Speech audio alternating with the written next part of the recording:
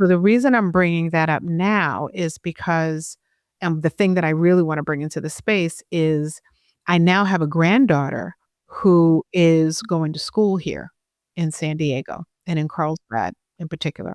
Mhm. And there was recently this situation that happened where this young girl was bullied Mhm. by a group of students that were white. And I know there's been some conversation around that, and it actually made the national news. It was a huge thing.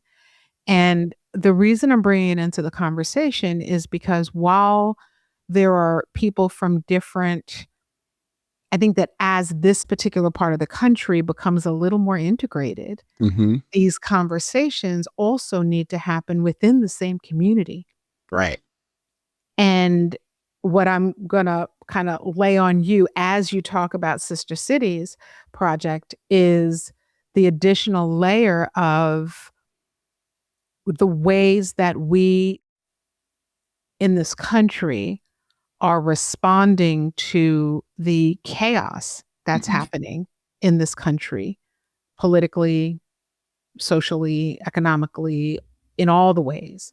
Right. Um, and how that's trickling down into our students and children and grandchildren who are the 13-year-old Lisan and Sean. And the thing that I keep grappling with is we here in San Diego have the ability to be around each other. I don't have to know what your politics are. I could guess, but Right. I don't have to know what your politics are. But what's not happening is I'm not in the grocery store having people confront me. I'm not being bullied. Or if there is a thing that I catch, we are able to navigate that as adults Right. in this part of the country. We're able to navigate it. I can go to Starbucks, I can get my coffee, you can get your coffee. Maybe we don't mess with each other, but we're able to do that in a civil way. For years, the 14 years that I've been in this part of this country, I have heard about this thing that has now also come up. Because Right. there's so many things coming up. This country's Mhm. in childbirth right now. All the Mhm. uncomfortable things are coming to the surface, right?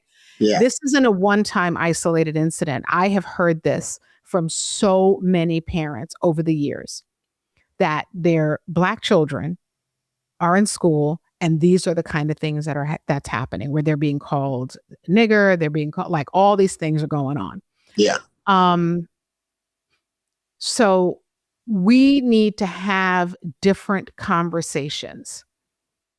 And whatever it is that those adults know to do in order to survive, what they need to do and what the conversations that we all need to have are conversations of if you want to be racist, be racist.